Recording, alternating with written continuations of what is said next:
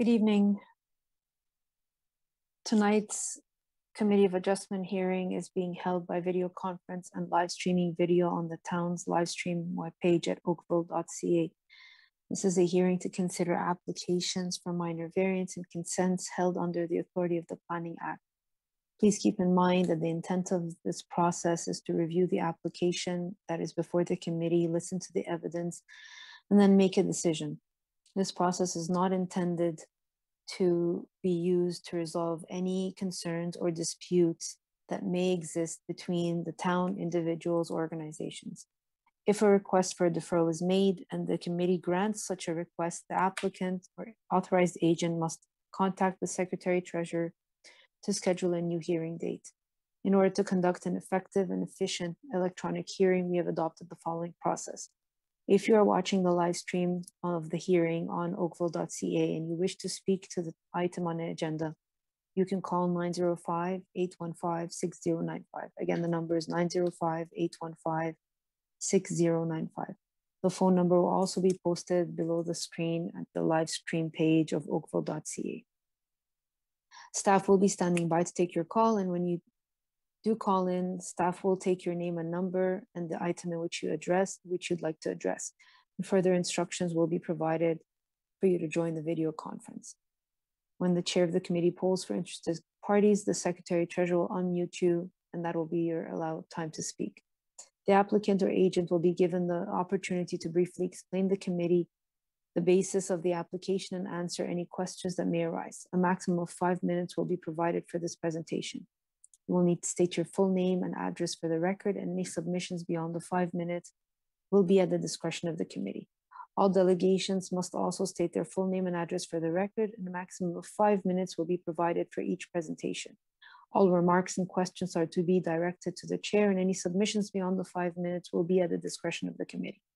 The applicant or agent will then be provided with a further 5 minutes to respond to comments made by interested parties and answer any questions that the committee members may have. If the applicant or agent has any concerns found in staff report, particularly with the proposed conditions, this will be the opportunity to advise us. The matter will then be taken into committee for a decision, and this will mark the end of all discussion. Any person desiring a notice of decision for an application must be providing a written request, preferably through email, to the Secretary Treasurer.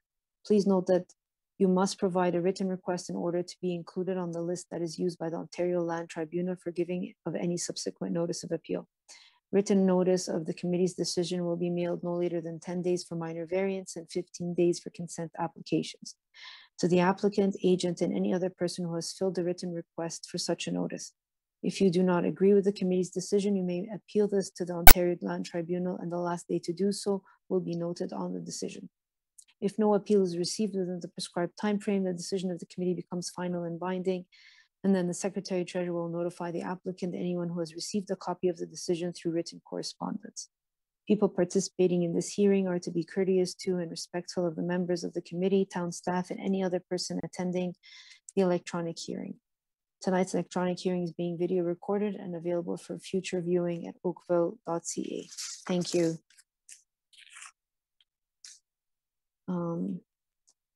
We have regrets from Ms. Judith Murray and Mr. Ian Flemington this evening. Do I have any declarations of pecuniary interests? Madam Chair, I have a conflict with respect to 470 Winston Churchill Boulevard, CAVA 130 2022. My employer, the Region Appeal, is responsible for approvals for access and stormwater management. So in an abundance of caution, I'll be declaring a conflict. Very well, thank you, Mr. Hardcastle. Ms. Secretary Treasurer, seeing as though that we will not have quorum for this application, are you going to table it to the next agenda? Through Madam Chair, as I explained before, we need quorum, 3 members are quorum. However, if somebody has a pecuniary interest, then 2 members are enough for making decision. But we need present three members as a quorum. Okay, but for the decision purposes, we're okay with 2. 2, correct.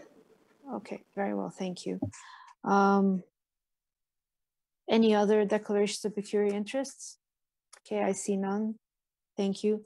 Madam Secretary Treasurer, I'll take deferrals at this time. Anyone seeking a deferral, please raise your hand and the Secretary Treasurer will unmute you and bring you into queue.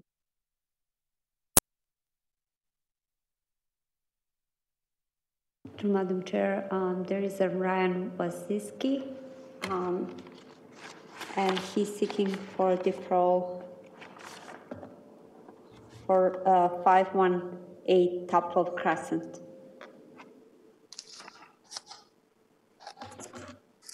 Good evening, Madam Chair. Good evening, Mr. Wissizak. Am I pronouncing that right? It's Ryan Waschuk. Waschuk, okay. Good evening.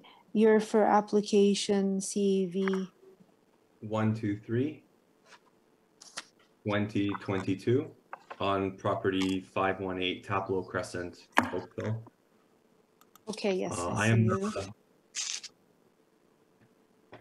Yeah, so I'm the property owner and the homeowner living here with my wife at the property.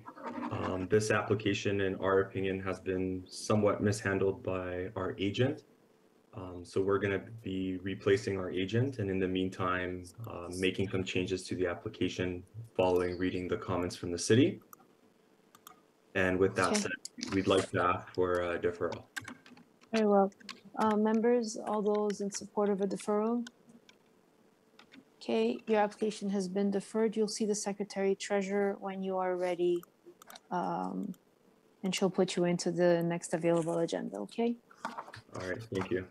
Okay, thank you.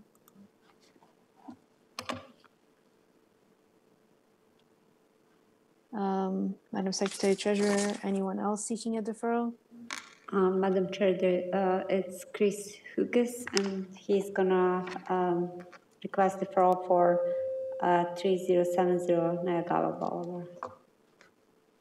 Okay. Go ahead, Thank Mr. you. Hughes. Thank you, Madam Chair. Yes, this is concerning application CAVA 124 2022 at 3070 Niagara Boulevard, North Park Community Center. At this time, we need to request a deferral. We've had some new information revealed on our site plan issue, and some clarifications need to be made to our application for front yard setback and building height. Okay, very well. Members, all those in support of a deferral? Okay, the application has been deferred. You'll see the Secretary Treasurer at your earliest convenience. Thank you, ma'am. Have a good evening. Thank you. Anyone else, Ms. Secretary Treasurer?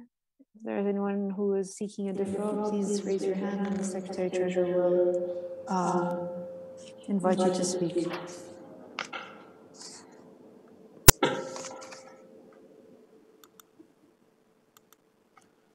I don't see anybody else, and now I'm promoting Mr. David Ashburn for the first item.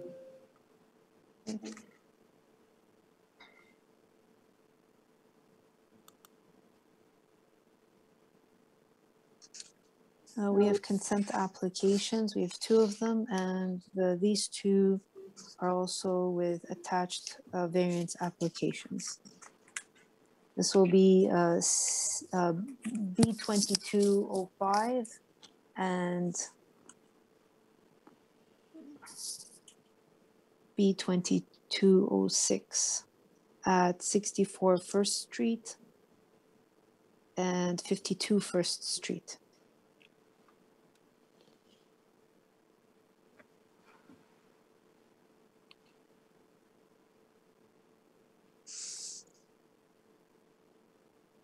Good evening, Madam Chair. Sorry, my Zoom feed has been a little bit wacky, so I apologize.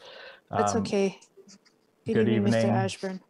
Good evening, and members of the committee. I am David Ashburn. My address is 10 Morrison Street, Toronto. I am a registered planner and the agent on behalf of 4 applications that are being heard this evening. The first 2 being BB 2205 and A131-2022, which is for 64 First Street on behalf of Mr. Connor McGlynn. And the other 2 are B2206 and A132-2022 on behalf of Tailor Made Holdings, Inc. for 52 First Street. Are you going to be presenting the 2 together, seeing as though they're going to be, or is it because they're under different ownership that you will do it separately? So it's a bit of an administrative function. I believe the best way of doing this would be to handle the minor variances first and then switch over to the consent, as the consent would be predicated on the minor variances being approved by the committee. The 2 properties are side by side. We usually handle the consent first because the variances are tied to the property once the consent application is approved. Understood. It's totally to the discretion. Because they become different lots and with different configurations, and the variances are connected to those configurations versus the original lot size. Correct me if I'm wrong, Ms. Aaron. Through Madam Chair, that's correct. First, we would consider the consent application, and then we can go for the minor variance. Very well. Thank you for. Go ahead then. Understood. So I would ask that you kindly refer to figure 3 of your attached consent reports, as I believe that figure 2 to 5 are very adequate in explaining the applications at hand. So the town staff will put those up on the projector. Perfect. Okay, go ahead, sir. So the applications, to answer your question, Madam Chair, they are 2 properties that are sitting next to one another. The first that we'll deal with is 64. So 64 First Street will be north of 52. We're seeking a lot addition to 64 First Street that would convey 447 square meters of land to the southerly adjacent property 52 First Street. The retained 64 First Street would be 965 square meters in area and have a frontage of 20.82 meters. The frontage of the severed parcel is 9.65. Now, understanding that the frontage of the severed parcel does not meet the requirements of the zoning bylaw, in sequence, this will be done so that by the time all of these applications are considered, that it would not conflict with the zoning bylaw. The second consent application is for 52 First Street. It is predicated on the lot addition from 64 First Street. After the consent is considered, a change of lot from, my apologies, the retained lot of 52 becomes quite a bit larger. And we're looking to sever off the northern piece of that property to create one new lot. So the function of this sequence is that 64 gives a certain portion of land to 52 in order to 52 to eventually convey a middle piece that would meet the requirements of the zoning bylaw. The retained piece after 64 is added to 52, and the consent would be functionally done. The retained piece of 52 is 960 meters, square meters in area and 19 meters in frontage. And the severed parcel would be 965 square meters with a frontage of 20.82.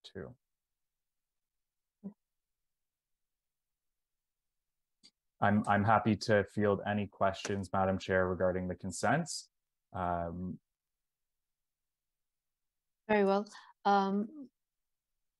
Committee members, do we have any questions for Mr. Ashburn at this time or items of clarification?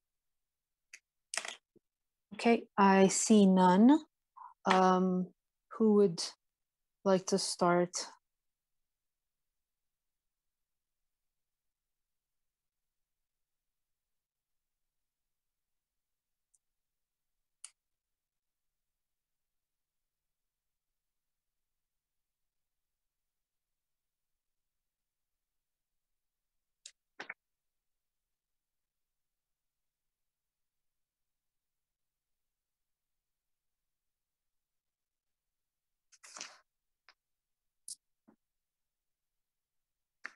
Maybe give them a minute. The variances attached to the properties are fairly straightforward, but do you want to just run through them so that we've dealt with everything and then we can take the matter as a package? Mr. Ashburn? Did we lose you? I think he's frozen. My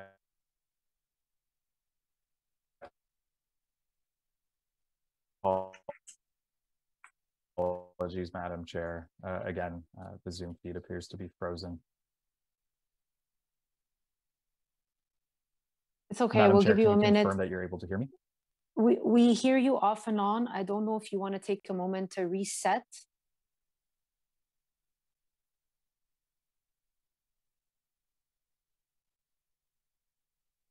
My apologies, Madam Chair. Are you able to hear me?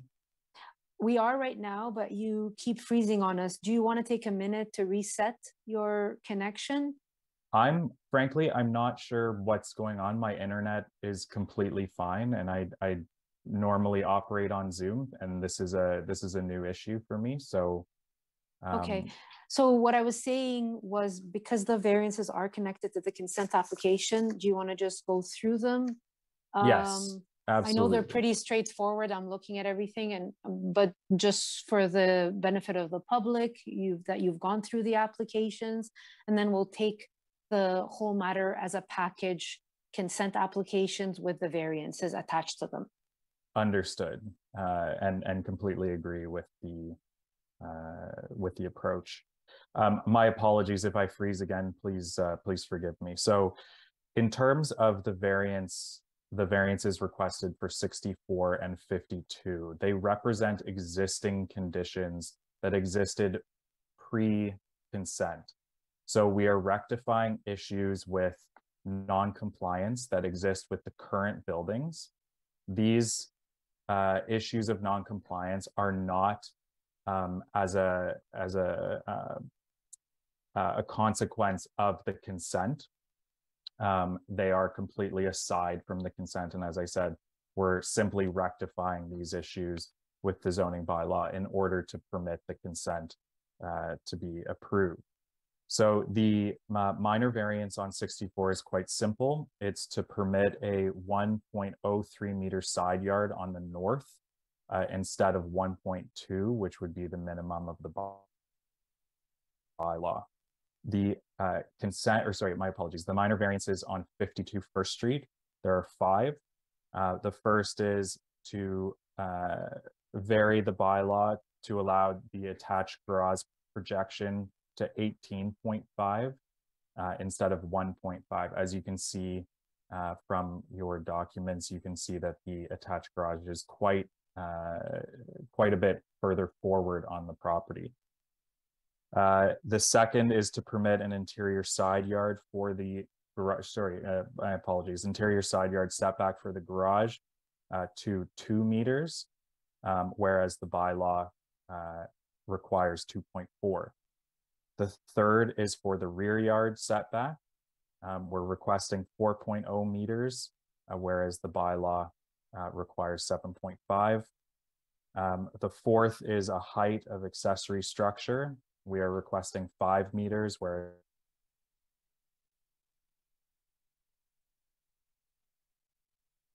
we've lost it.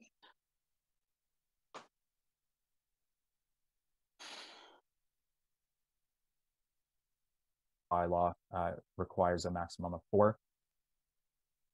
Madam Chair, am I back? Yeah, we lost you for a minute when you're going through the variances for the second lot.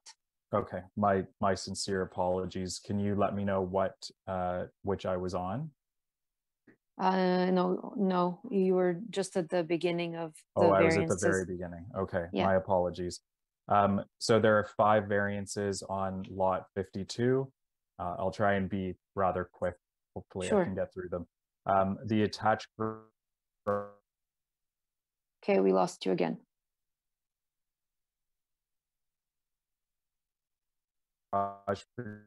Mr. Ashburn, sorry, we lost you again right from the start.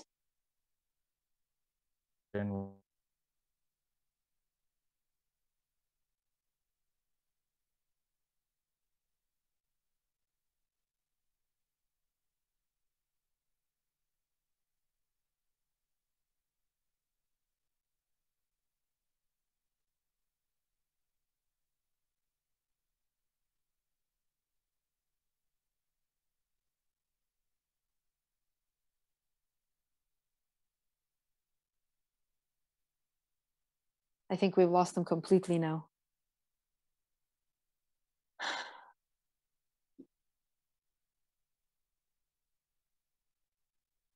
My apologies, Madam Chair. Can you confirm that you can hear me? We can now. We lost Okay. you right at the start from where you were. As this appears to be a slightly comical at this point, I'll refrain from turning my camera on. Sure. Unless everyone would like to hear me speak about the 5 variances. They're all quite minor and are, again, existing conditions that predate the consent and are only to rectify issues of non-compliance with the bylaw in order to permit the consent. That's fine. Members, do you have any questions for Mr. Ashburn that are items of clarification?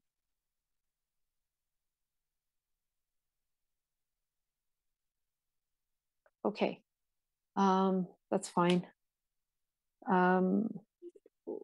If you have no questions, whether about the consent applications or the variances attached to the consent, we can take the matter into committee now. Who would like to move a motion?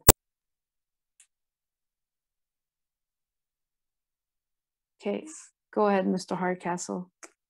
Thank you, Madam Chair. It's been a while since we've done a consent application, so I'm going to put forward the motions as articulated within the conclusion, dealing with individual consents, which include in the conditions of approval the approval of the minor variance. Is that the correct way? I'm sorry, it's been some time, so I would put forward the motion that way.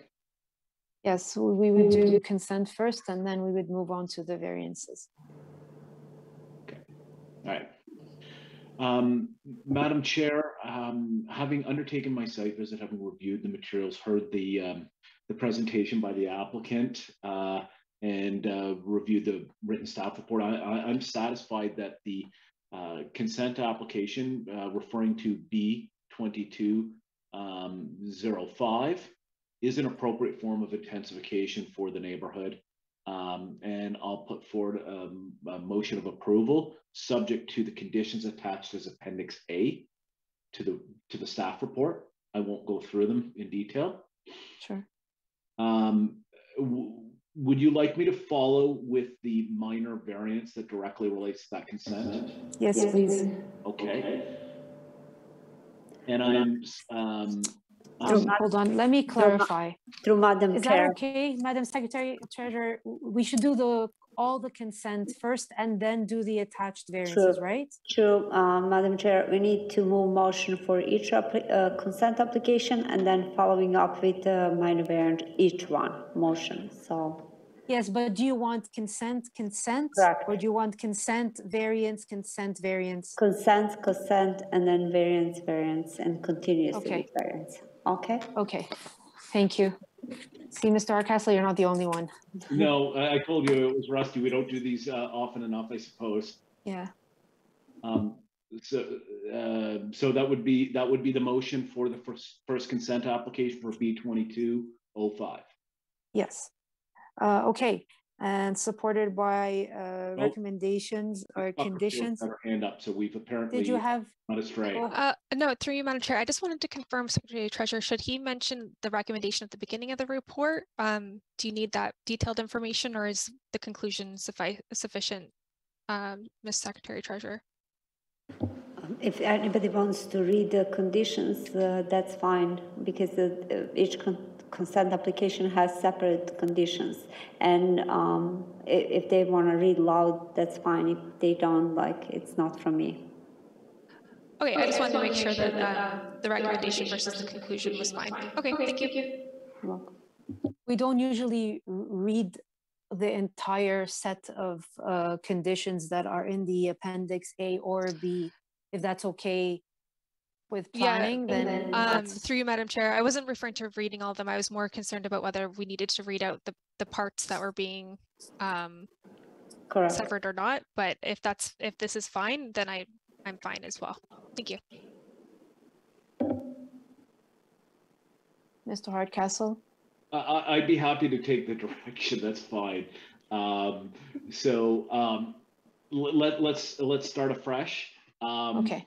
In terms of the condition, the motion that that consent application B2205 submitted by Lakeshore Group on behalf of Connor McGlynn to convey a portion of land from 64 First Street, Part 2, having an area of 447.71 square meters and a frontage of 9.65 meters and a depth of 46.38 meters be merged with a property to the east known as 52 First Street, and retain the remaining lands of 64 First Street, Part 1, having an area of approximately 965.96 square meters, be approved subject to the conditions attached as Appendix A.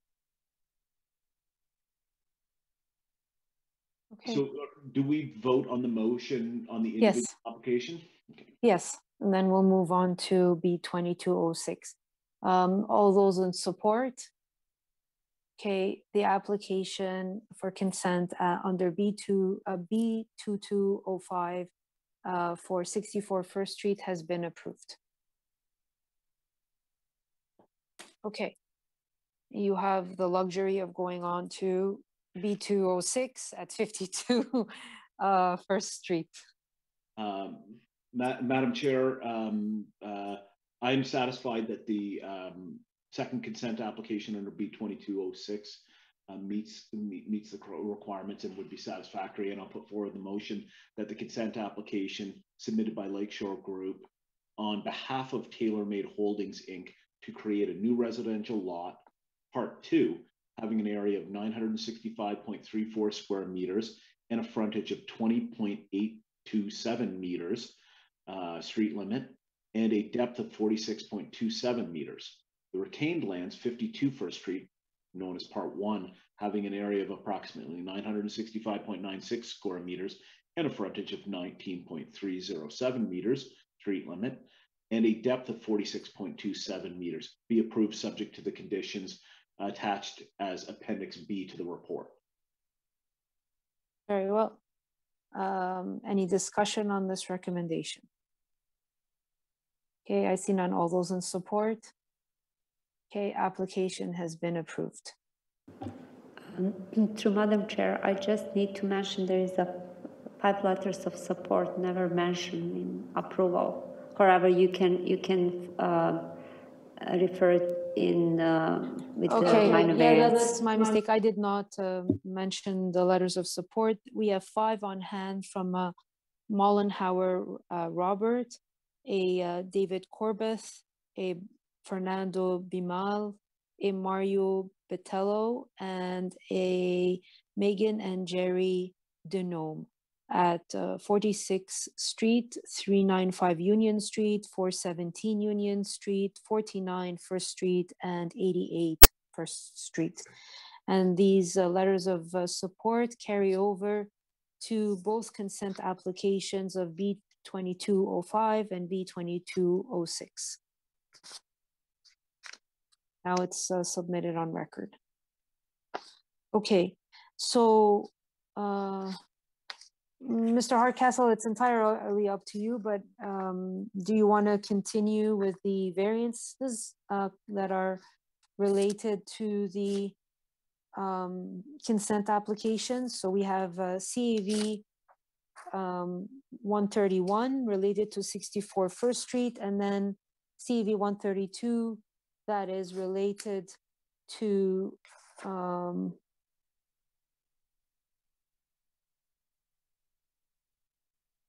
I reading this right? Why does it say 1291 Spears Road? Is that an error on my It is error, Madam Chair. It's 64 and 52 First Street. Okay. So it says it's 52 First Street. Correct. Okay. So once again, that's CV 131 attached to 64 First Street, and then you can move CV 132 attached to 52 First Street. Both we'll move them separately, one after the other. And I will note that the same members of the community that or neighbors that supported the consent applications are also supporting the variance applications. And that is Robert Molnar at 46 First Street, David Corbett at 395 Union Street, Fernando Bimal at 417 Union Street, Mario Batallo at 49 First Street, and a Jerry and Megan Denome at 88 First Street. Okay, go ahead, Mr. Hardcastle. Chair, having undertaken my site visit, I've reviewed the materials, including the written staff report, and having heard the presentation of the applicant, I'm satisfied that the requested variance at A131 of 2022 at 64 First Street meets the four tests of the Act. This is reconciling an existing condition, and I'll put forward the motion for approval with no conditions. It's directly related to the consent application that was previously moved. Excellent, thank you. Sorry, I would note that there were 5 letters of support received with respect to this matter. Yeah, I already read them all, so we're good. Any discussion on this recommendation? I see none. All those in support? Very well, the application has been approved, none opposed. Okay, Mr. Hardcastle, after this one, we're going to give you a break, and Mr. Klausi can take the next couple. Yeah, you'll need a break from me. This has been particularly smooth. With respect to A132 2022 52 First Street, I'm satisfied that the requested variances, the 5 requested variances, conform to the 4 tests of the Act. And I'll put forward a motion of approval subject to no conditions, noting as previous that there were 5 letters of support. Very well. Thank you, Mr. Hardcastle. Is there a discussion on this recommendation? I see none. All those in support? Okay, the application has been approved, none opposed. Okay, if we haven't lost him yet, Mr. Ashburn, are you still with us? I am still with you, Madam Chair. Thank you. You must be pleased. Everything has been moved in your favor. So yes, very much, Madam Chair. Thank you all for your patience, and my sincere apologies for the technical issues. And I sincerely appreciate the levity. No worries. Have a good evening. You as well. Thank you. Okay. All right. Application CAV 121 of 2022 at 1311 North Street. And I have Jenna Thibault as the agent. Is that correct?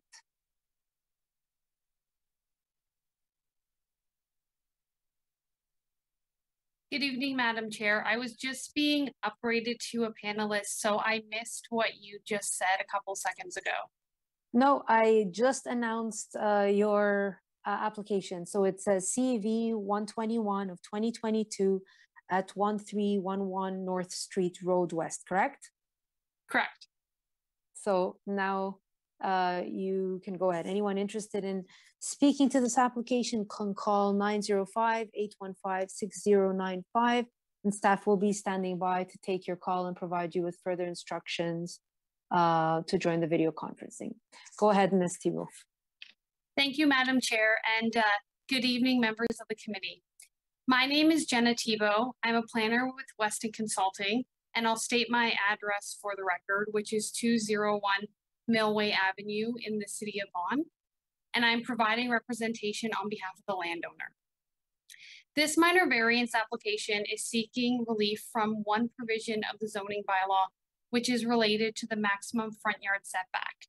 This variance is required in order to facilitate the development of the site for a car dealership. I'd like to note that there is a concurrent site plan application on file for this development that is at an advanced stage of the site plan approval process.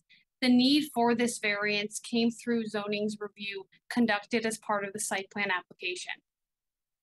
The maximum front yard setback variance is seeking a setback of 29 meters. The need for this variance is a result of the building's position on the site, which has been largely influenced by the existing building located on the adjacent property to the west. The proposed front yard setback is consistent with the setback provided by the adjacent building. This provides a uniform front yard setback along the street, as well as a pleasing streetscape condition. It's also important to note that this site is required to provide a 14-meter MTO setback, and this has also influenced the position of the building on the site. It is my opinion that this variance meets the 4 tests under the Planning Act. I'd also like to note that I've reviewed the staff recommendation report, which supports the variance, and I've also reviewed the 2 conditions of approval that staff have requested be associated with this application, and I have no concerns with those conditions. Thank you for listening to the presentation, Madam Chair and committee members, and I am available to answer any questions if there are any. Very well, thank you. Is there any questions or items of clarification of Ms. Thibault at this time? Okay, I see none. No one has called in for this application, Madam Secretary Treasurer? Not at this time, Madam Chair. Very well. We can take the matter into committee at this time then. Mr. Talowski, go ahead. Madam Chair, we concluded with the Mr. Hardcastle show.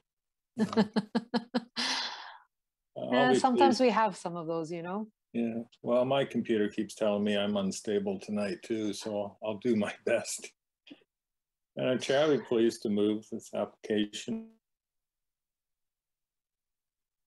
See, you shouldn't have, you jinxed yourself already.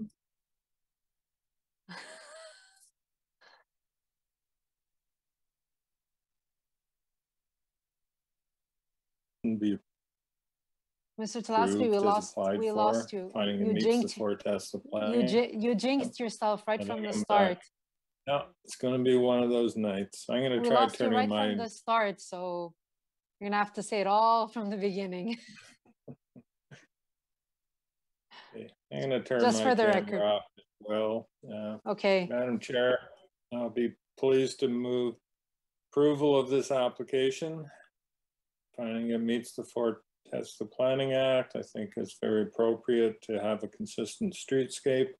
And I would make that approval subject to development and in accordance with the final approved site plan to the satisfaction of the director, and that a building permit issue within 2 years. Very well. Thank you for that, Mr. Talowski. Is there a discussion on this recommendation? I see none. All those in support? Okay. The application has been approved. None opposed. Thank you, Madam Chair. Thank you. Good evening, Ms. Thibault.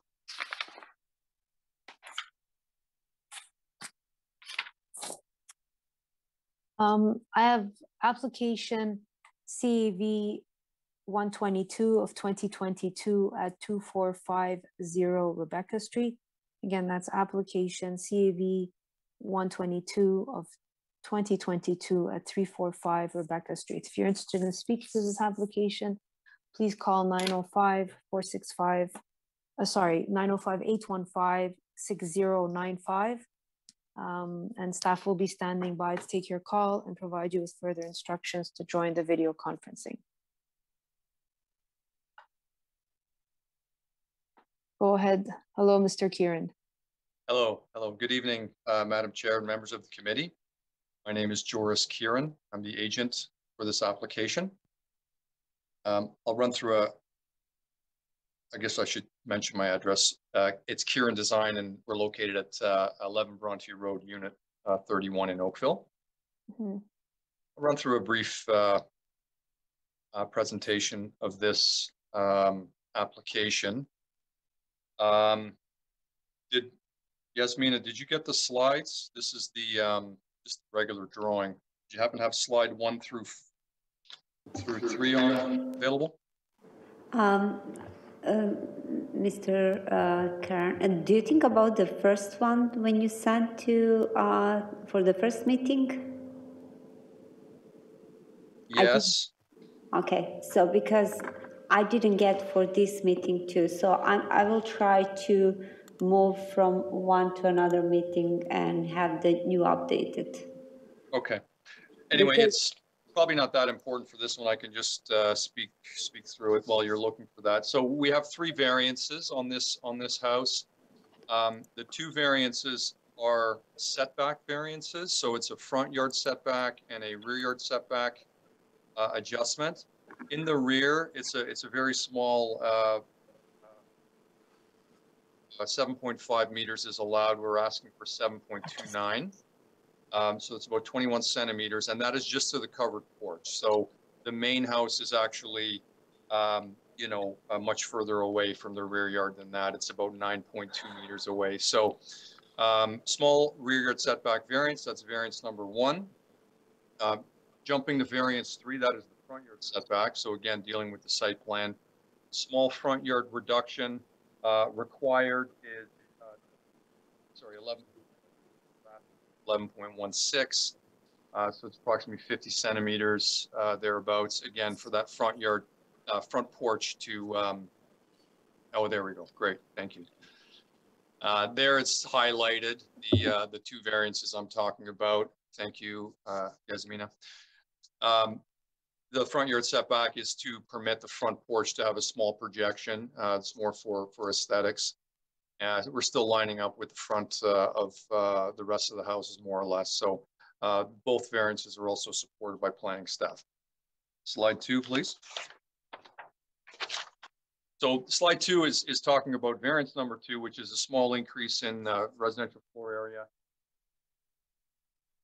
We're going up to 44.4% requested.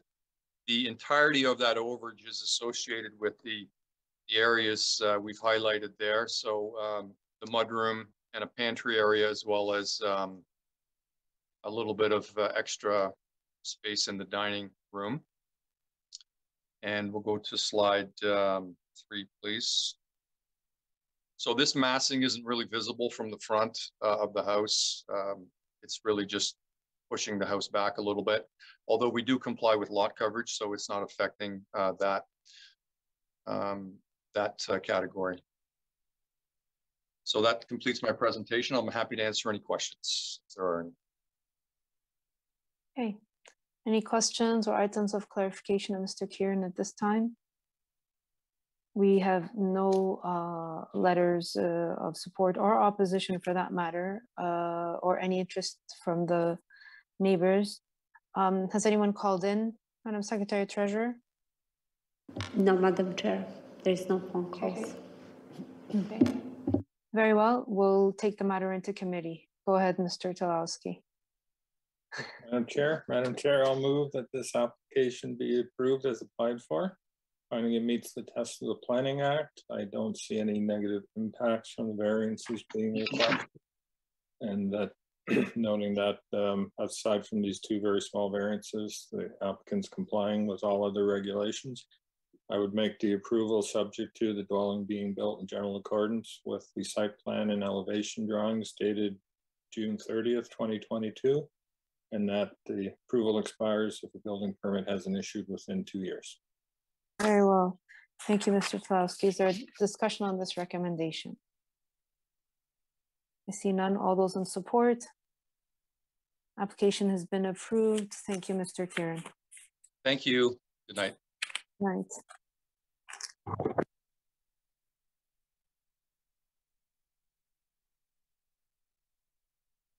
Okay, so the next item on our agenda is CAV 125 of 2022 at 472 Seaton Drive. Again, it's CAV 125 at 472 Seaton Drive. We did have 2 other applications that were deferred, so.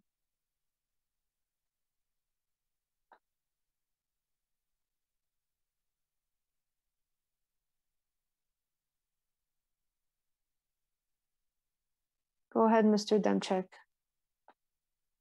Good evening, members of the committee. Sorry for the technical difficulties there. Can you hear me? Yes, we can right now. Okay, great.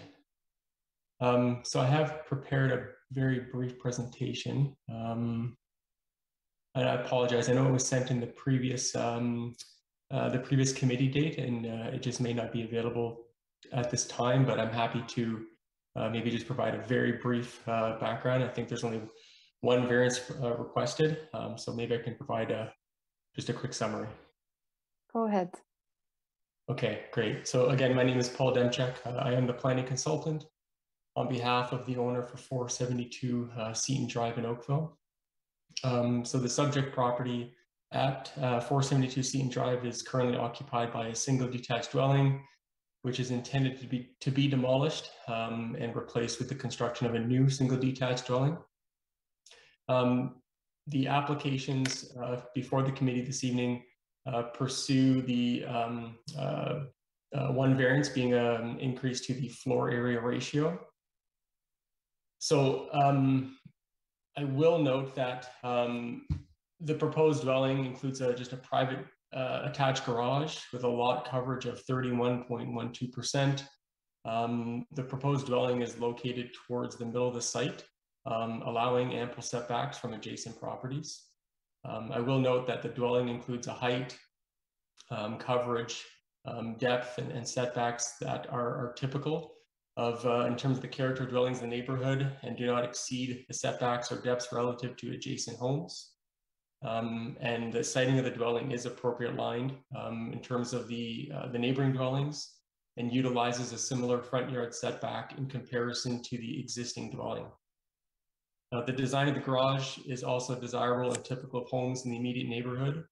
And while one existing driveway is proposed to be removed, being located in the northwest corner of the property and improved with new landscaping opportunities. And I will note that the proposed floor area is located all internal to the permitted setbacks and built form that is contemplated within this existing zoning. In terms of the official plan, I just will note that we have evaluated the site and I did submit a planning brief that reviewed the urban design guidelines. I will note that the architecture and proportions of the dwelling, in my opinion, has been considered to appropriately reflect the scale and ensure compatibility of the existing streetscape. And further, this design is considered in the context of the corner lot on Seaton Drive.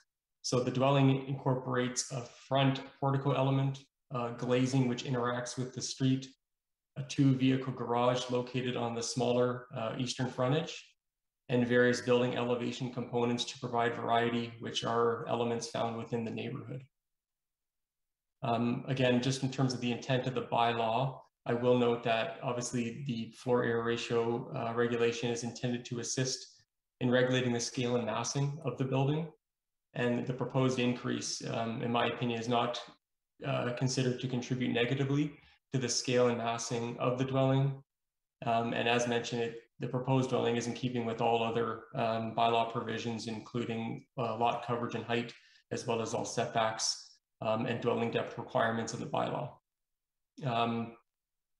in summary, the proposed variance is in keeping with the purpose intent of the official plan and zoning bylaw, minor in nature, and appropriate and desirable for the area. I've read the report by town staff, as well as the conditions, and have no concerns or comments with those. And I'm before the committee and would be happy to answer any questions. Thank you. Very well, thank you, Mr. Demchuk. Are there any items of clarifications or questions of Mr. Demchuk at this time? Okay, I see none. No one has called in for this application. Has anyone raised their hand, Ms. Secretary Treasurer, to speak to this application? No, Madam Chair. Very well, we'll take the matter into committee then. Who would like to move a motion? Go ahead, Mr. Hardcastle. Thank you, Madam Chair. Having undertaken my site visit, having reviewed the materials, including the written staff report, and having heard the presentation of the applicant, I'm satisfied that the requested variance conforms to the four tests of the Act, and that the proposed building design is sensitive to the context in which it'll be located as a corner lot. Accordingly, I'll put forward a motion of approval, subject to two conditions, those being that the dwelling be built in general accordance with the submitted site plan and elevation drawings dated April 10th, April 10th, 2022, and that the approval will expire within 2 years of the date of the decision if a permit has not been issued. I would note that there were no members of the public present with or materials received with respect to this matter. Very well, thank you, Mr. Hardcastle. Is there a discussion on this recommendation? Okay, I see none. All those in support? Okay, the application has been approved, none opposed. Thank you, members of the committee. Have a good evening. Good evening.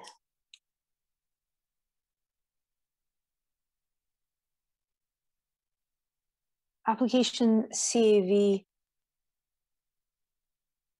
126 of 2022 at 209 Chalmers Street. Again, it's CAV 126 of 2022 at 209 Chalmers Street. I've got a tongue twist. Who do we have here?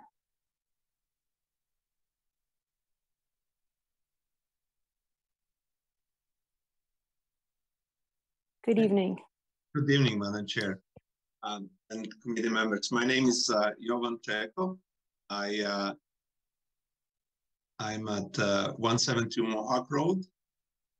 You can see we have a proposal for 209 Chalmers with a minor variance and residential floor square coverage.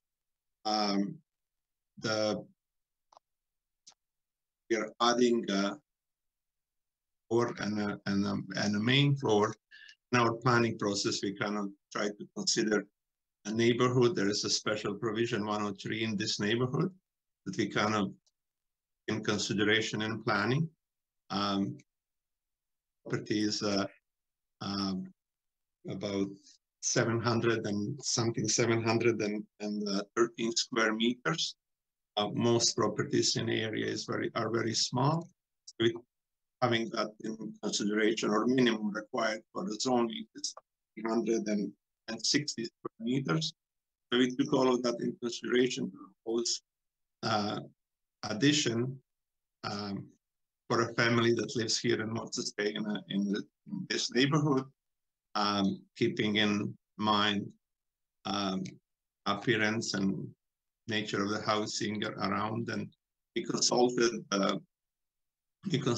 with the Buckerfield and we consulted with the neighbors around. We have signatures of a lot of about 7 or 8 neighbors in immediate proximity supporting our decision, and even when we were planning.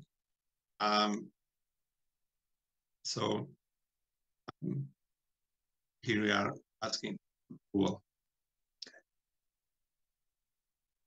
Thank you, Mr. Čeko. Are there any questions or items of clarifications of the applicant at this time? Okay, I see none. Did we lose Mr. Thalski? No, we've got him. Okay, is there a discussion? No, I'm skipping ahead of myself.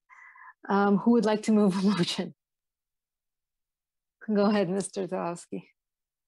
Madam Chair, I'll move the application be approved as applied for. I knew the proposed construction be appropriate for the property. And that it meets all 4 tests of the Planning Act. I would make that conditional on the dwelling being built in general accordance with the site plan and elevation drawings dated 11/08/21. That a building permit issues within 2 years. I'd also note these letters of support from the community. Very well. Thank you, Mr. Talowski. Is there a discussion on this recommendation? I see none. All those in support? Okay, the application has been approved. Thank you. None opposed. Thank you. Have a good night. Thank you very much, you too. Okay. Okay, application CAV of CAV 127 of 2022 at 206 Elton Park Road. Again, that's CAV 127 of 2022 at 206 Elton Park Road. I have Miss Emily Villa as the agent.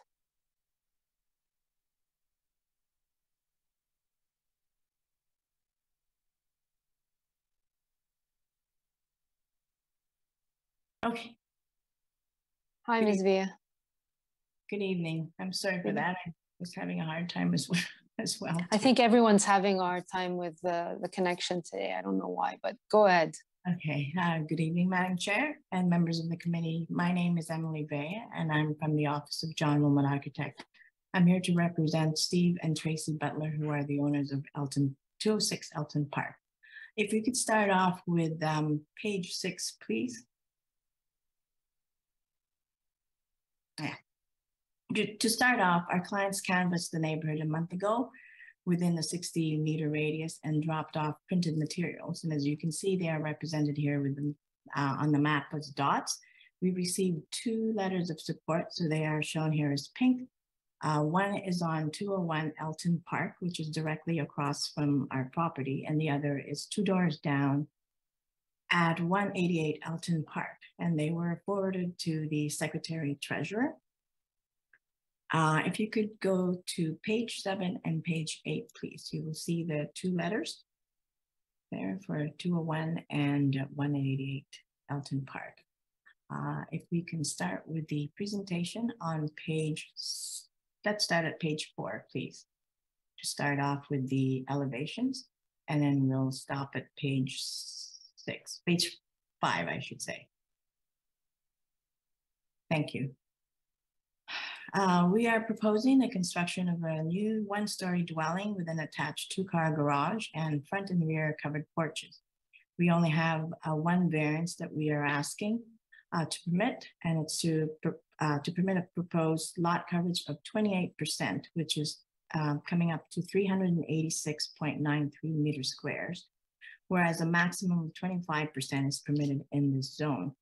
We consulted with planning staff during the development of the proposed dwelling, and we took into consideration the planning's concern of scale and massing.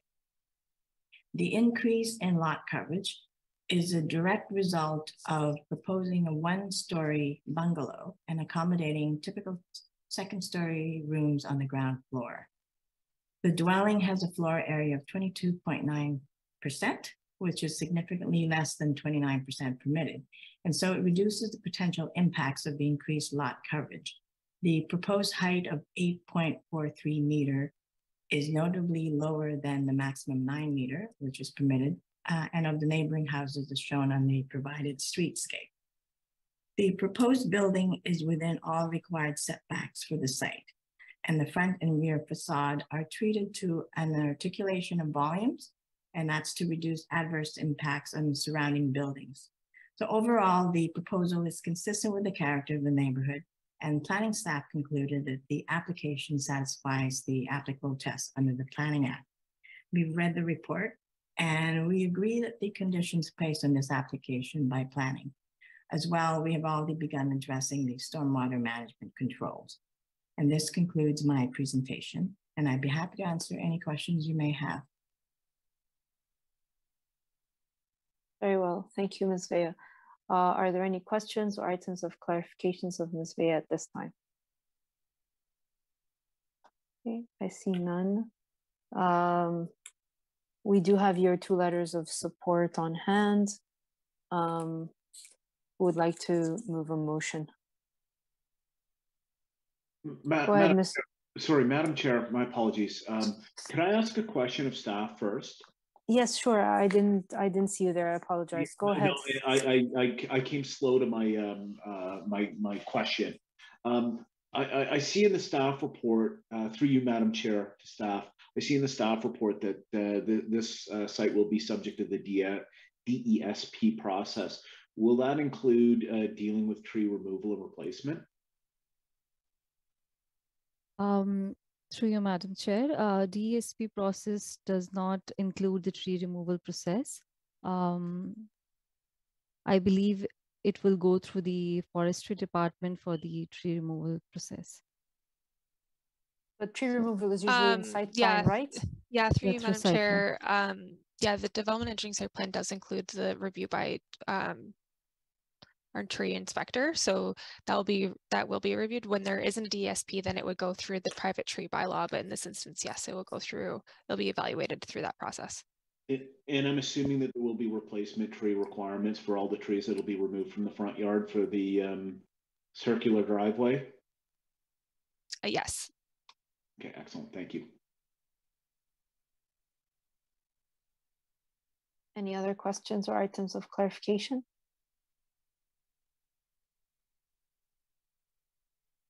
Okay, I see none. If we're satisfied, we can move to motion. Madam Chair, I'll put forward a motion. Very well, thank you, Mr. Hardcastle. Go ahead. Notwithstanding my concerns with respect to the number of the tree removal, I will put forward a motion of approval. I think that the building is very sensitively designed in terms of its massing and accommodating, a very nice living space within a building that's got a very trim building envelope. So I will put forward a motion of approval, finding that the requested variance conforms to the 4 tests of the Act. I have some comfort that my areas of concern will be addressed through the DESP process. So on that basis, I will put forward that motion of approval subject to 2 conditions, those being that the building be built in general accordance with the submitted site plan and elevation drawings dated June 15th, 2022, and that the approval will expire within 2 years of the date of the decision if a permit has not been issued. I would note that there were 2 letters of support provided by the applicant at this time. Very well. Thank you, Mr. Hardcastle. Is there a discussion on this recommendation? Okay, I see none. All those in support. The application has been approved, none opposed. Thank you very much. Thank you, Ms. Vea. Thank you. Have a good night.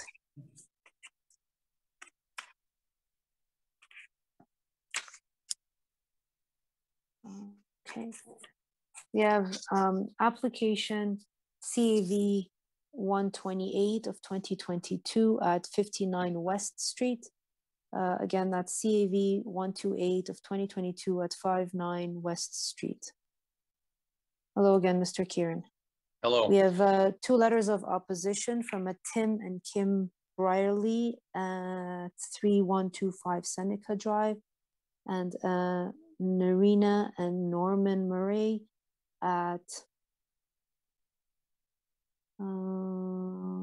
there's no address listed, and then we have a request for attendance from a Miss Nancy Bertolatti.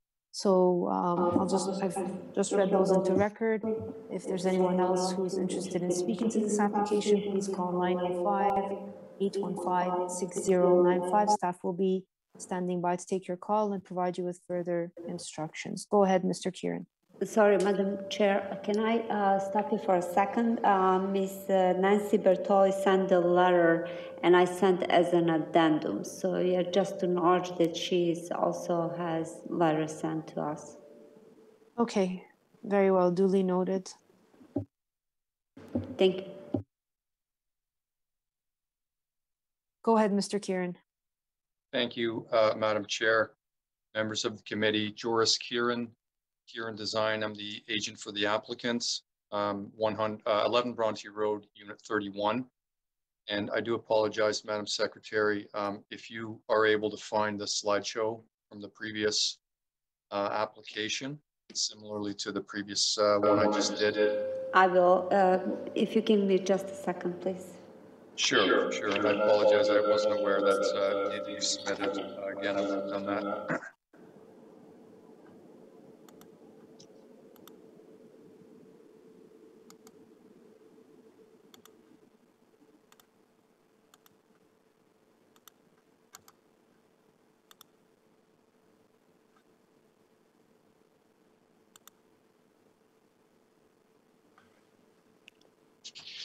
I'll start my presentation meantime. So this application is fairly straightforward. We're seeking two small variances.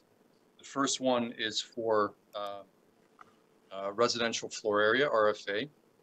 It's a small increase.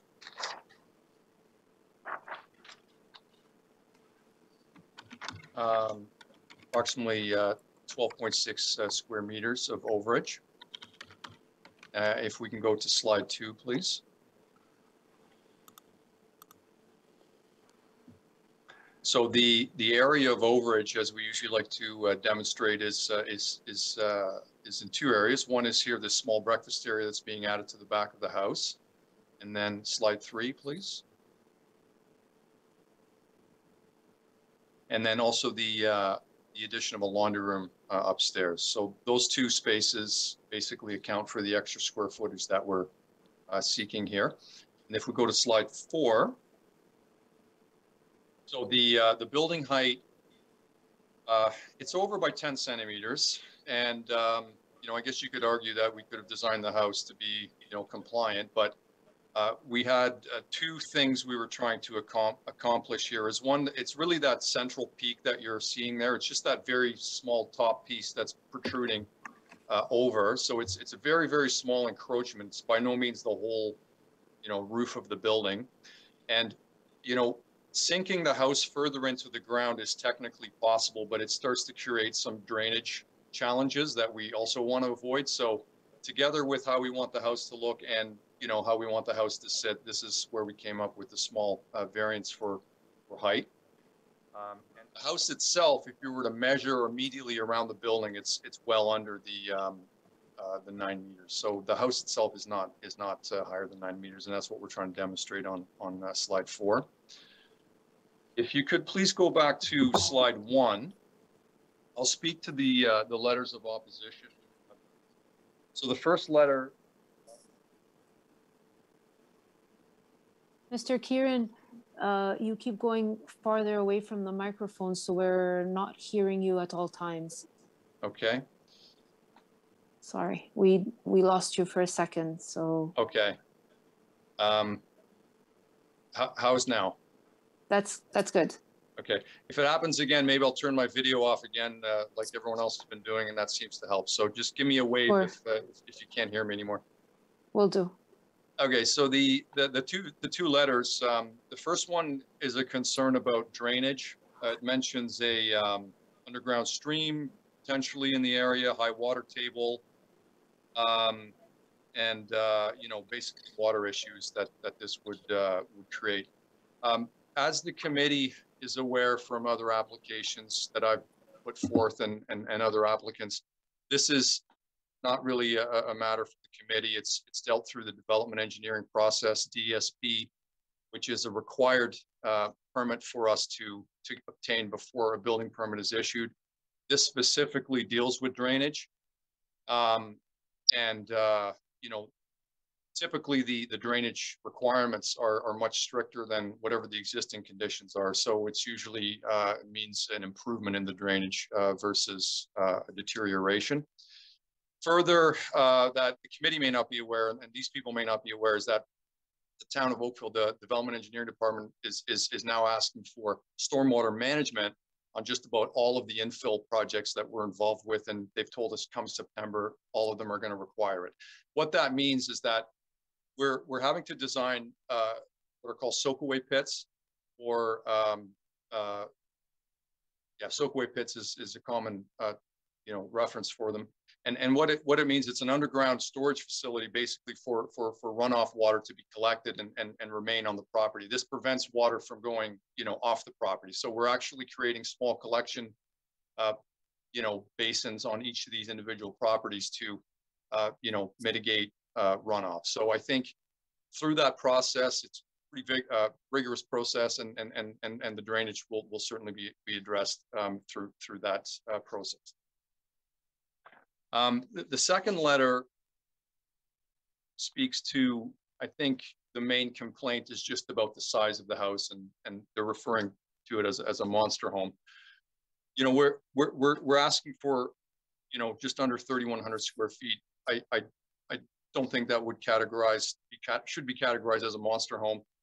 We've paid particular attention to the massing of this dwelling. The front, it displays as a 1.5-story house. And my firm has also been involved in the design of 2 houses to the north of here. So basically 2 houses over, we did 2 separate dwellings. Both of those are around 3,700 square feet and did not require variances. The reason is because most of the lots on this side are deeper. So they're bigger and they would accommodate bigger houses. This lot and the few that are next to it are a lot shorter. So to put an equivalent size house on these properties is a little bit, because the lots are smaller, therefore the amount of floor area that we're permitted is much lower. So the houses we have done on the street, just two doors over, 3,700 square feet. This one's 3,100 square feet. So that gives you some context, I think, with the size that we're requesting. And I think the other concern was that this house having a much larger footprint, we were well within our setbacks. We're quite far back from the rear yard from where we can be. And also we're complying with lot coverage. So the footprint itself would actually not shrink even if we were to bring the square footage down. 2 different things, as committee members probably know. Footprint, which is lot coverage, versus square footage, that's internal square footage. So the lowering that square footage doesn't necessarily result in a smaller footprint. So I don't think it would even address their concern, because the footprint would basically remain the same, because we would remove that breakfast area, but it would just turn into porch area. So yeah, so I hope I've addressed both of those concerns, and I'm happy to answer any questions if there are any. Are there any questions or items of clarification of Mr. Kieran at this time? And has anyone called in, Ms. Secretary Treasurer? No, Madam Chair, there is no phone calls. Okay, very well. So then we'll take the matter into committee. Who would like to move a motion?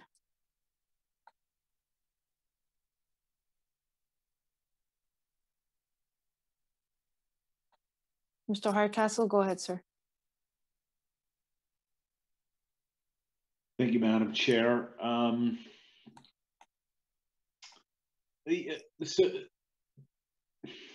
get my thoughts together. My apologies.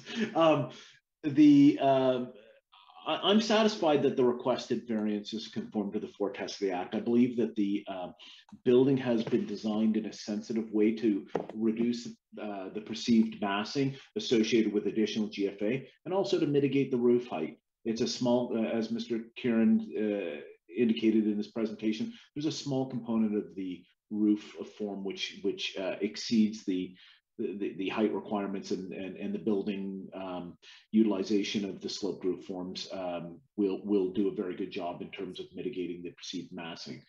And I think that Mr. Kieran has indicated within his presentation address some of the areas of concern identified in correspondence. So I am satisfied with moving forward with this, subject to 2 conditions, those being that the dwelling be built in general accordance with the submitted site plan and elevation drawings dated June 14th, 2022, and that the approval will expire within 2 years of the date of the decision if a permit has not been issued. I would note that there were 3 correspondence received with respect to this matter. Very well, thank you, Mr. Hardcastle. Any comments, discussion on this recommendation? Okay, I see none. All those in support? Okay, the application has been approved, none opposed. Thank you. Good night. Night. Night. Okay, application CAV 129 of 2022 at 311 Spruce Street. Again, it's application CAV 129 of 2022 at 311 Spruce Street.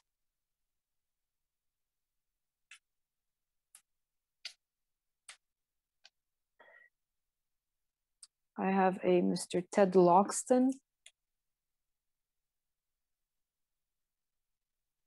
Good evening, can you hear me okay? Yes, we can hear you now. Okay, I'm not sure what's going on with my camera, but maybe with the, you know, the bugs, etc., that seem to be haunting us. Okay, so there we go. Thanks for putting that up.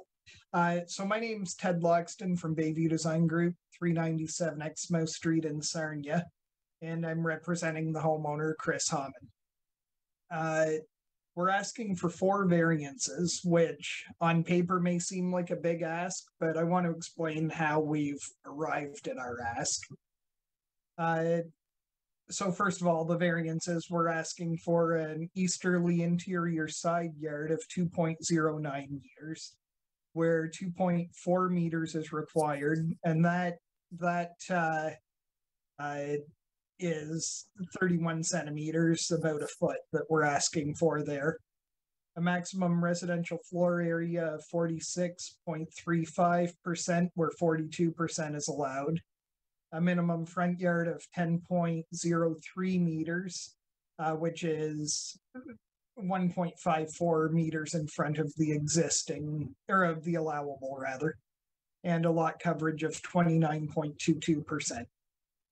Now, the existing house provides character to the neighborhood that I feel it would be a shame to lose. It is a 1.5-story home with some existing characteristics that make it tough to comply with the bylaw. For example, our upper floor ceilings are sloped, with it being 1.5 stories, reducing the upper floor area greatly. There's a large fireplace at the rear of the house that requires us to offset the rear yard addition to provide access through to that space.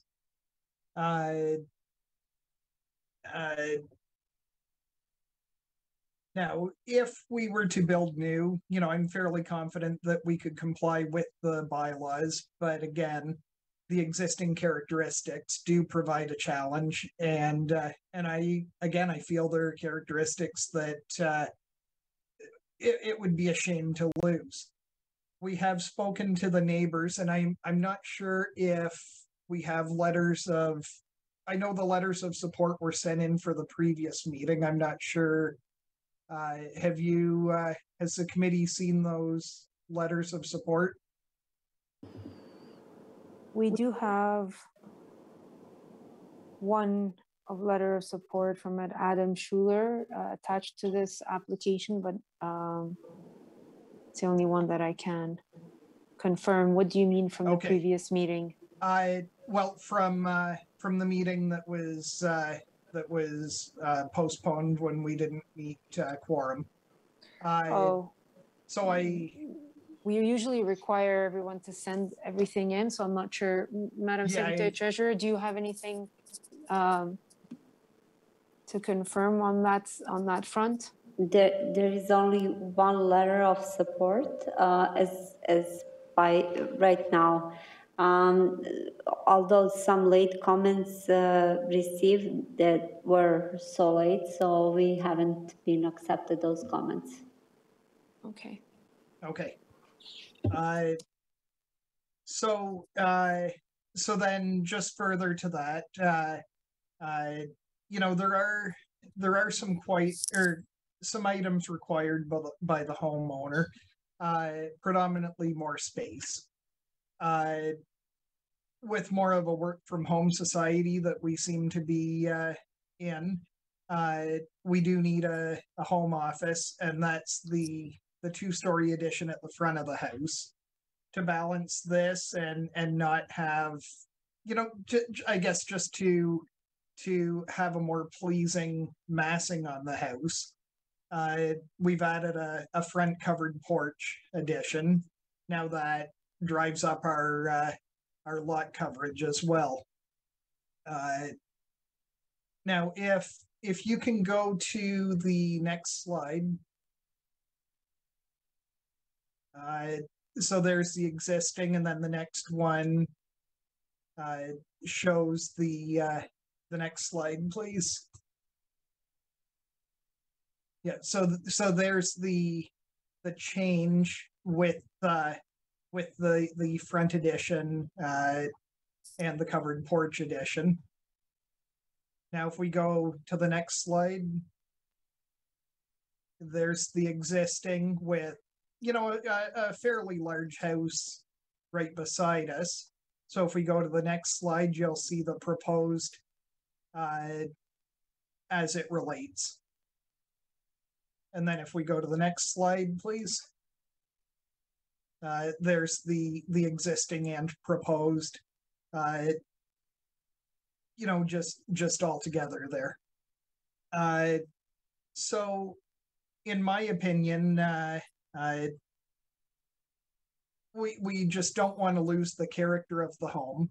And by tearing it down and starting over, we certainly would lose a lot of character in it. And to that, I feel that it's very desirable to the neighborhood, and in my opinion, passes the 4 tests of the Planning Act. And that concludes what I have to say. Very well. Are there any questions or items of clarification of Mr. Loxton at this time?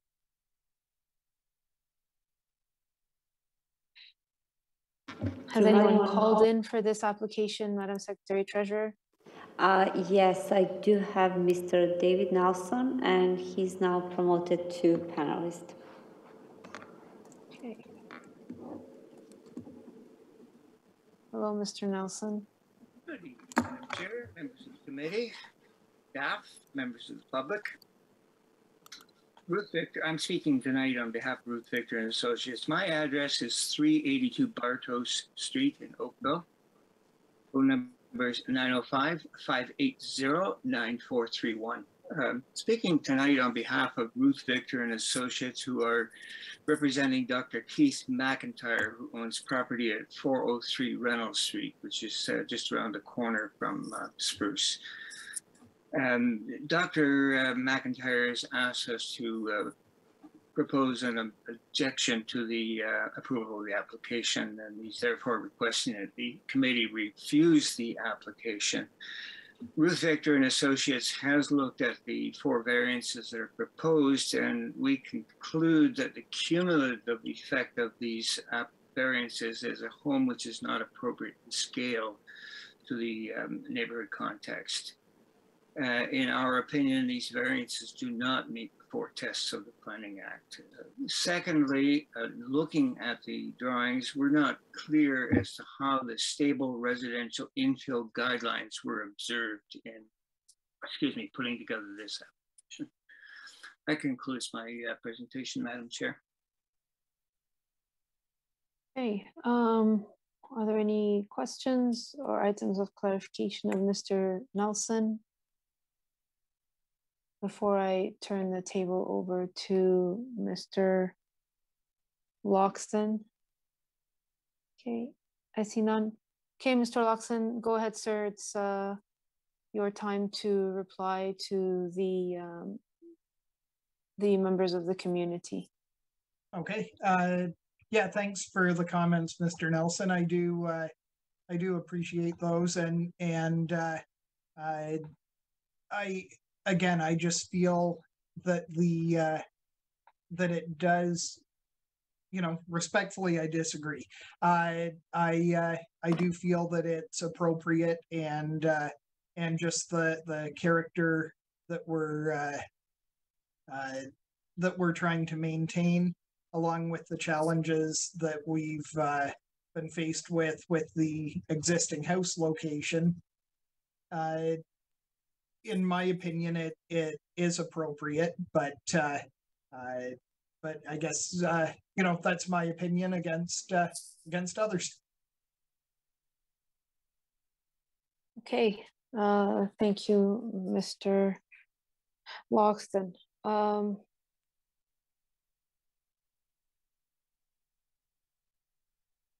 Any items of clarification or questions before we take the matter into committee? And there's no one else that has asked to speak, Madam Secretary Treasurer? No, Madam Chair. Okay.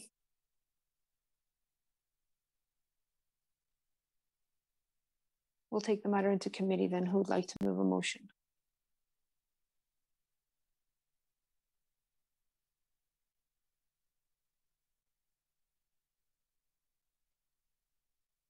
Go ahead, Mr. Talowski. Thank you. I get this one in. Yeah. Madam Chair, I appreciate what the applicant's trying to do here, and I don't have an issue with the side yard setback, and even the house of this size is not atypical for this neighborhood. Even though coverage in this zone is 19%, we regularly see coverage in the 25% and have approved some of those on occasion, even in excess of that, but generally 25% would be, in my belief, the kind of character of this neighborhood.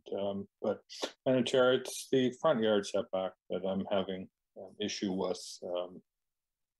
The other aspects of the house, maybe without it projecting so far in front and contributing to the significant increase in coverage, I could support this application, but given the design with it's not the porch, but the house element of it that's extending beyond the house immediately next door to it, I can't support this application as it stands with all four of these variances.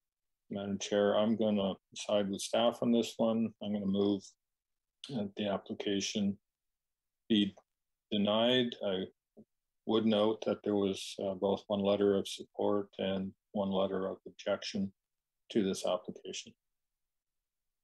Okay, very well. Is there a discussion on this recommendation? Okay, I see none. All those in support of the recommendation to deny the application? Okay. All those opposed? Okay, the application has been denied. Thank you, Mr. Loxton. You'll have to see the Secretary Treasurer with a new application. Okay, thank you. Have a good night.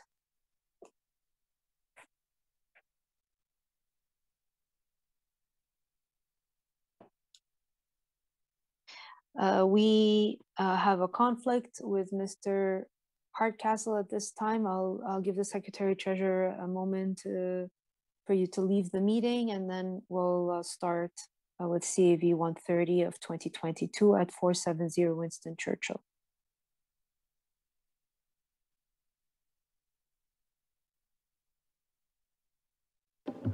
Madam Chair, it's yes.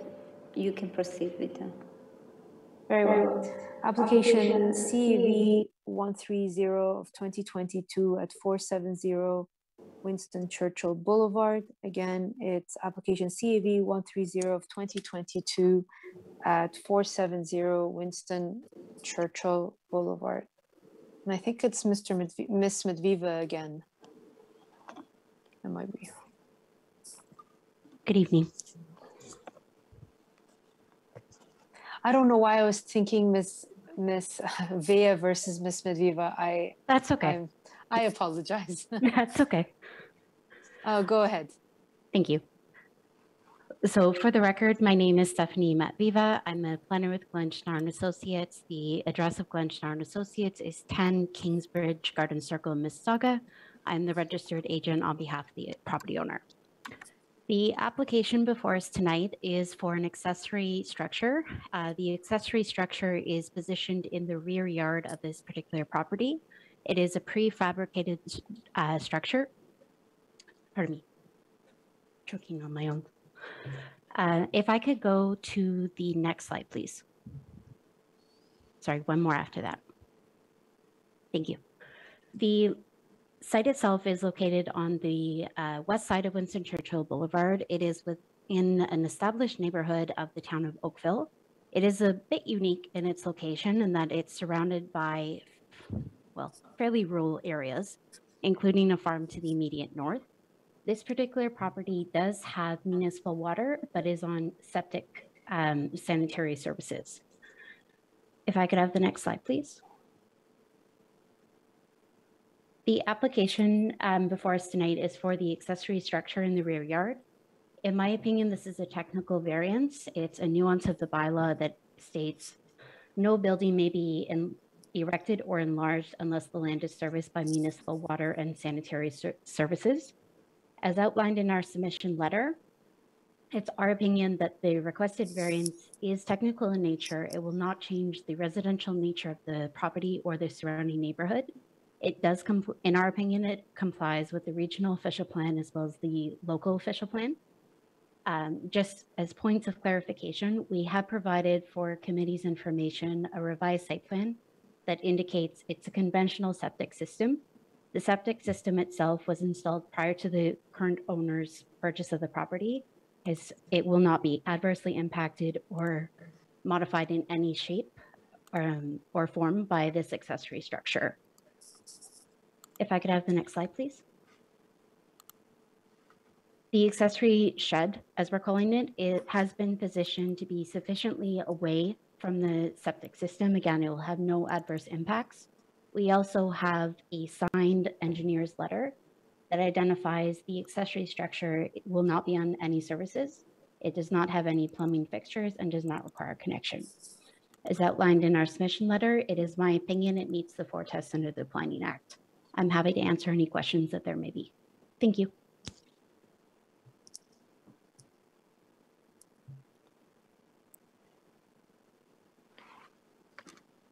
Mr. Chalowski, you have questions. Yes, Madam Chair, several. First of all, maybe I could ask the applicant to address the staff comments. All right, can you be a little more specific? I have read the staff report, but there were a number of staff comments there.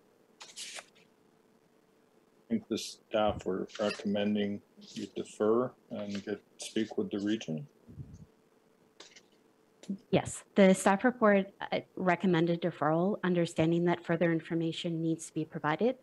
As I mentioned, that information was provided as for informational purposes. It was circulated to planning staff, understanding that there would be subsequent conversations with regional staff. So we have provided the additional site plan information and the engineer's letter as requested by regional staff. And this is a 1,800 square foot accessory building. I think you've indicated is for the personal use of the residents. When I did my site visit, checked Google Maps, it appears to me like there's 2 businesses operating on this property. One looks like a storage for boats and recreational vehicles and a foundation repair business. So can you speak to whether those are conforming uses and verify whether this shed is going to be used for any of those commercial businesses on the property? The shed will not be used for any accessory business operating on the property. To my knowledge, I was unaware that there were accessory businesses operating. And those are not forming part of this variance application. I can take that back. Okay, thank you.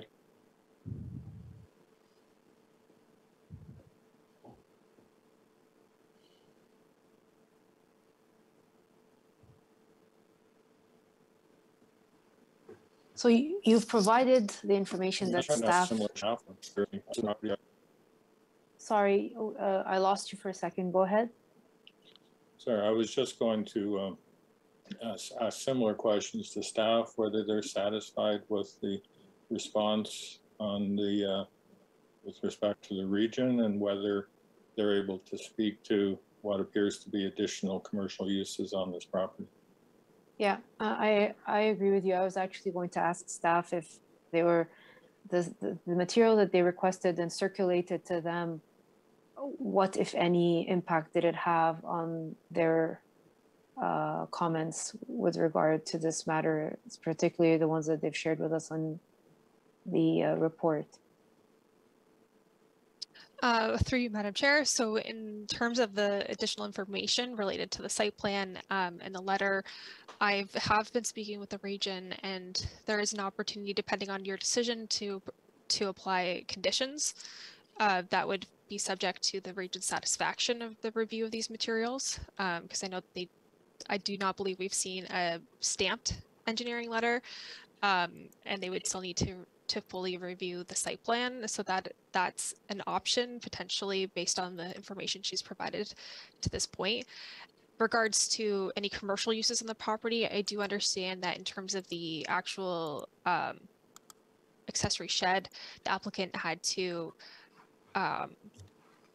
declare that there wasn't any commercial use being used for that building in order to get a building permit for it. In terms of other uses on the property, I would think that that would be something that could go through municipal enforcement. If there was a concern that something was happening on the property that wasn't supposed to be happening, I would believe that would be the route in which it would go.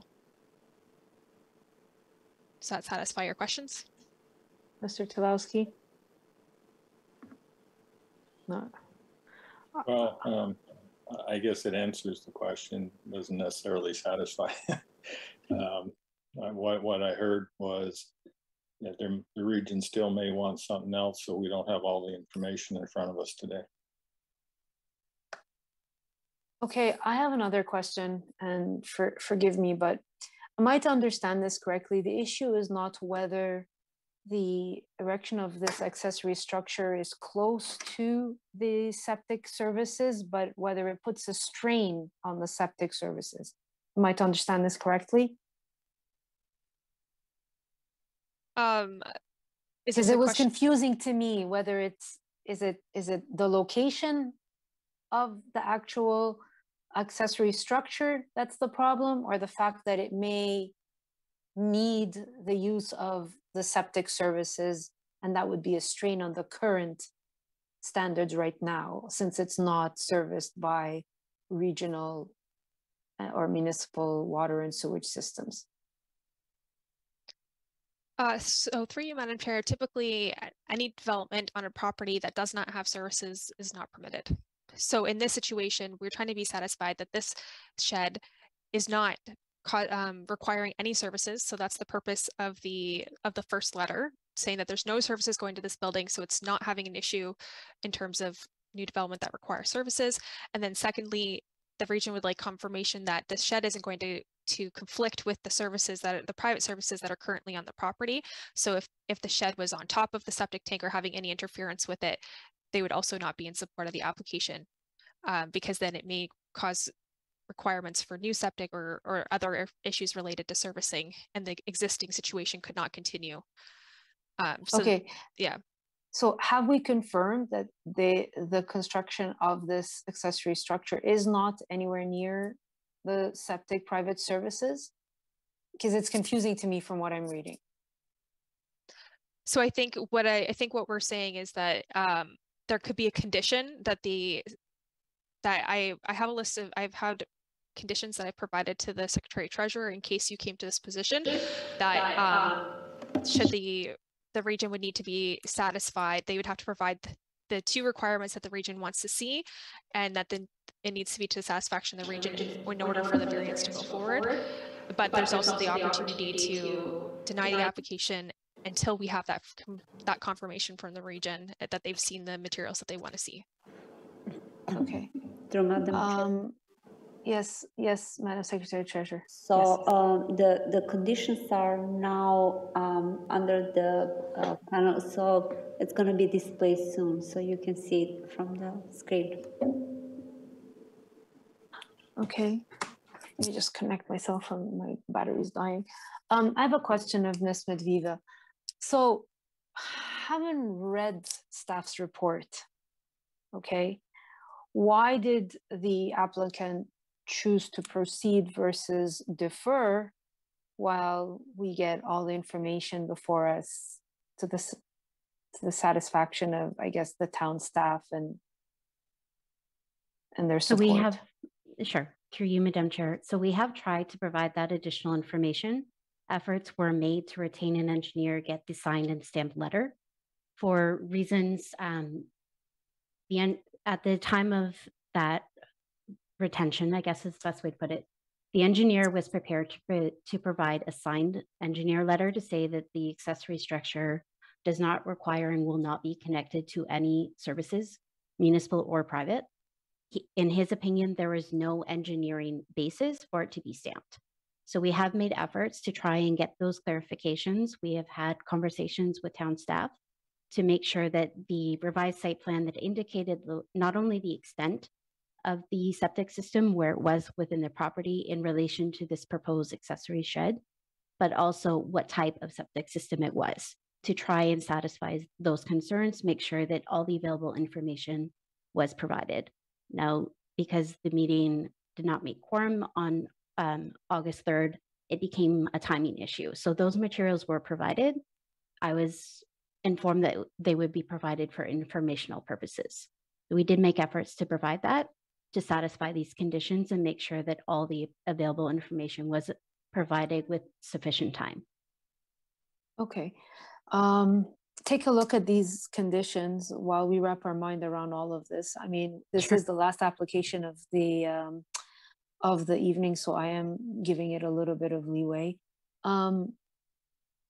This will be the time for you to advise us if none of these or some of these conditions do not meet your satisfaction, or if you have something to say to them, just in case we do move forward with this application.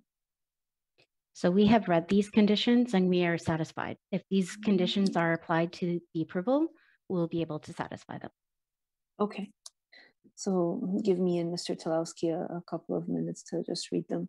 Madam Secretary, can we keep them up for another minute? I'm just running through them myself right now.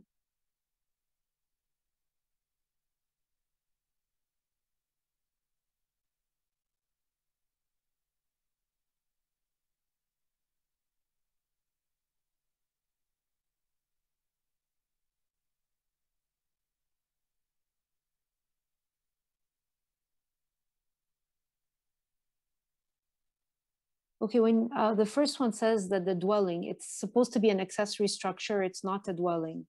Am I correct? Yeah, that's correct. Yeah, that's a typo in this. Yeah, thank you. Okay. I think I'm okay with the rest of it. Mr. Tulowski, what do you think?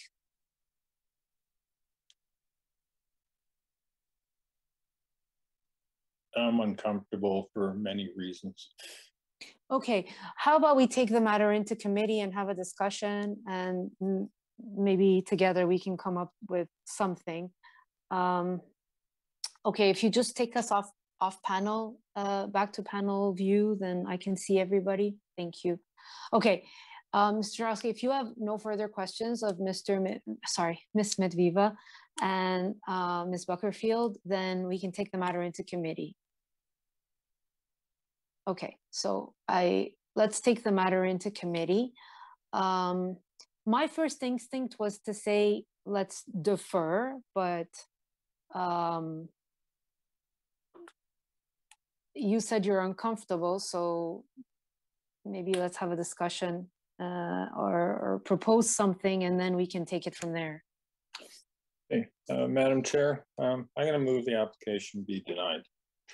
Really? Okay. The applicant had every opportunity to defer and chose not to. The information requested by staff has not been satisfactorily addressed at the region. The conditions that were put up, I got to equate to giving anybody an approval subject to them bringing in an application that's satisfactory within 3 months. That's not the way we operate here. You need to bring all the information to the committee so the committee can see it, staff can assess it, the public can understand what's being proposed. There's the intent of the official plan is clearly to not prolong uses that are not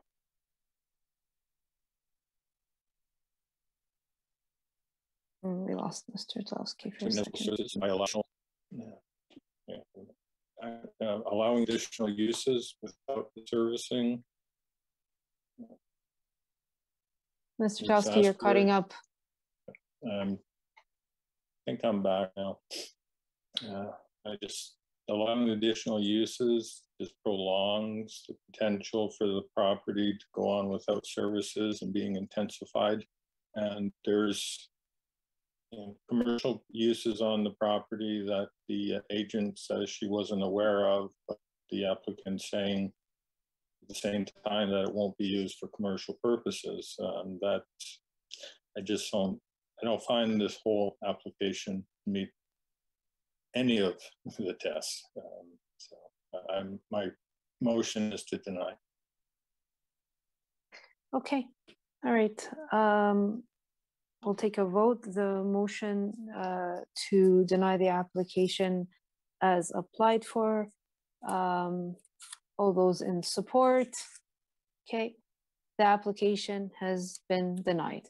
Sorry, Ms. Medviva, you'll have to see the Secretary Treasurer with a new application date. Understood. Thank you. Good night. Good night.